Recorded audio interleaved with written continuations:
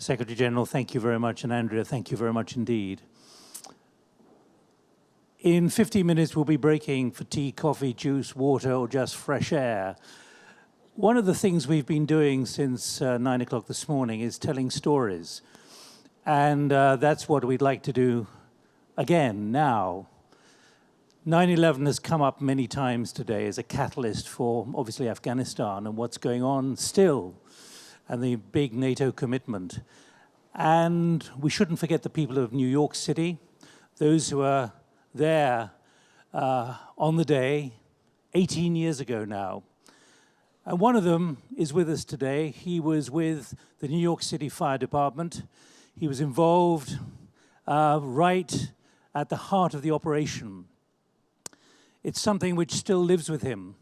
The emotions of it, and particularly the number of his colleagues who are no longer with us, and others who are still suffering, including those in the community around the whole area where the planes hit the towers. So let me introduce Tim Brown from the New York Fire Department, who can relate to you what it's like 18 years on, and he was involved in other incidents in New York City as well. The emotions, the passion, and how it's shaped his life since. Tim, the floor is yours. Thank you, Nick. Thank you. Thank you. On the morning of September 11th, 2001, I was a New York City firefighter detailed to Mayor Giuliani's Office of Emergency Management. Our office was 7 World Trade Center, so we were in the complex when the first plane flew over the roof of our building and slammed into the North Tower. My job was to go to the command post inside the North Tower, but I wanted to get my equipment on first. So I went to my car, to the trunk, and I put on my helmet and boots. And I wanted to get a look at the building. Now, understand that we're underneath this. Everyone that has a television around the world now is watching what's happening. But this is my size up, like this. We're unaware. I went into the building at the plaza level, and I went down one level on the escalator to where the command post was, inside the North Tower. There were a lot of people trying to escape on that escalator, hundreds of office workers, and I noticed something in that moment that has always stuck with me. Instead of doing what you think they would be doing, pushing, trampling, elbowing each other out of the way, the exact opposite thing was happening. For every person who was obese, pregnant, disabled, injured, there were 4 or 5, not firefighters or police officers, but regular office workers who were helping that person. And I said to myself, no matter what happens to us today, we're going to be okay, because that's the true human spirit. That's the real human spirit of goodness and love. I went down that escalator to the street level in the lobby of the North Tower, and the first person I saw was my friend Chris Blackwell, firefighter, who I'd worked with in the Bronx. As we always did, Chris took the unlit stub of his cigar out of his mouth, and he kissed me on the lips, and he put the cigar back in his mouth. That's how we always greeted each other. And he said to me, "Timmy, this is really bad." I said, "I know, Chris, be careful." And what did Chris do? He went in that stairwell and he went up to help people he didn't know, because that was his oath, that was his job. I heard my name, "Timmy!" And I looked over across the sea of firefighters awaiting their assignments. And it was my best friend, Terry Hatton, the captain of Rescue 1, the elite of the New York Manhattan Fire Department. I ran over to my best friend. He was this big, 6'4", and he wrapped his arms around me, and he squeezed me tight to his chest, and he kissed me on the cheek. And he said to me, "I love you, brother. I may never see you again." He said those words to me. And what did Terry and his men do? Men from Rescue 1 do? They went in the stairwell, and they went up to help people, innocent human beings who needed help. A plane hit the South Tower. Now everybody knows, the world knows, and we know. Terrorist attack. They assigned myself and Chief Donald Burns to the South Tower. As we were running over, I had a little conversation with Chief Burns. "What do you need me to do, Chief?" He said, "Timmy, there's not much you and I can do. Do your best and be careful." A woman came over to us yelling, "There are people trapped in the South Tower, or in the elevator in the South Tower." Chief Burns said, "Go with her, I'm going to the command post." I followed her to the elevator lobby, and she took me to one elevator, and the doors were open. You could see into the shaft. But the elevator car had not come down all the way. Just about 6 or 8 inches at the top, you could see all the feet of the people who were trapped in that elevator car. And they were screaming. I didn't know it at the time, but that elevator car had free fallen 70 floors because when the second plane came in, it snapped the cable. It worked as it should. The emergency brake stopped it from smashing into the concrete, but the elevator pit below them was full of jet fuel that was on fire, and they were above it. They were getting burned. A firefighter came over to me, and I looked over, and it was my friend Mike Lynch.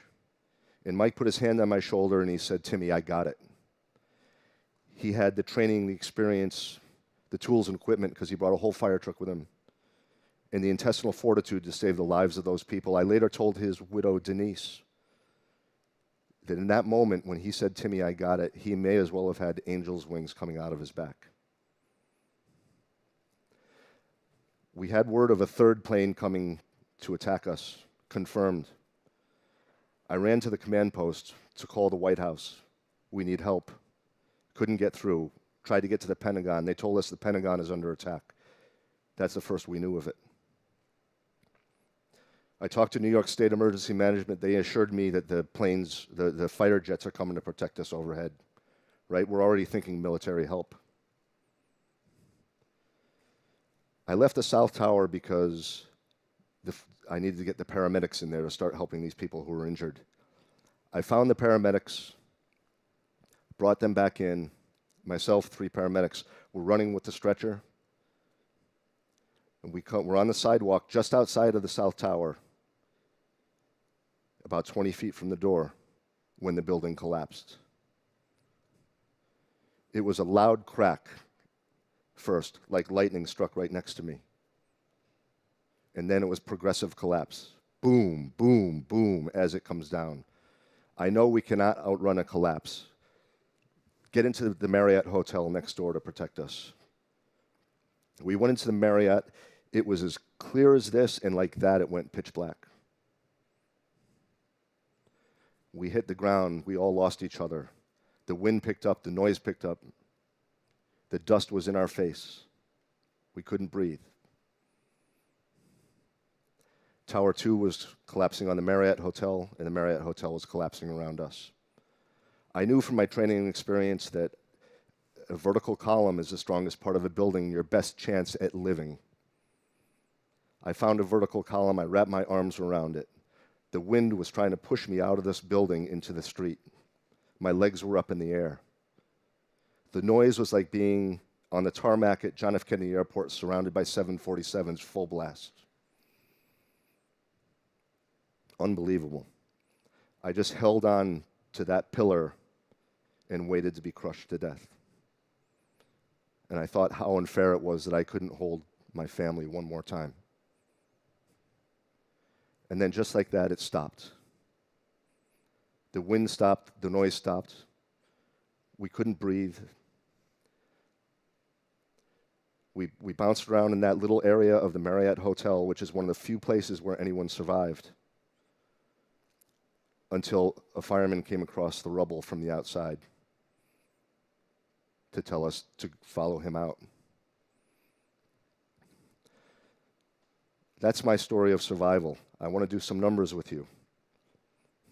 On the morning of September 11, 2001, 2,977 innocent human beings were murdered by radical Islamic terrorists. And you notice I didn't say 2,977 Americans, because that would not be accurate. When you go into the wonderful September 11th Memorial Museum, you'll see 90 flags from 90 countries. That's because the nationalities of the people who were murdered that morning were from 90 countries. So this was not just an attack on New York, Washington, Pennsylvania, America. This was an attack on humanity. In fact, if you think about it, it was a good against evil in the bigger picture, right? Look at the signs of good we had that day. Chris Blackwell, firefighter, going up the stairs, and he knew it. He told me. My best friend Terry Hatton, going up the stairs, he knew it. He told me. Those people on the escalator, instead of pushing each other out of the way, they were helping each other. This is the goodness of humanity. And in the end, goodness wins, right? 658 innocent human beings from one firm, Cantor Fitzgerald. Over 400 first responders murdered. Heroes who chose to do what Terry did, go in and go up. Over 2,500 New York City firefighters are sick today from breathing the dust.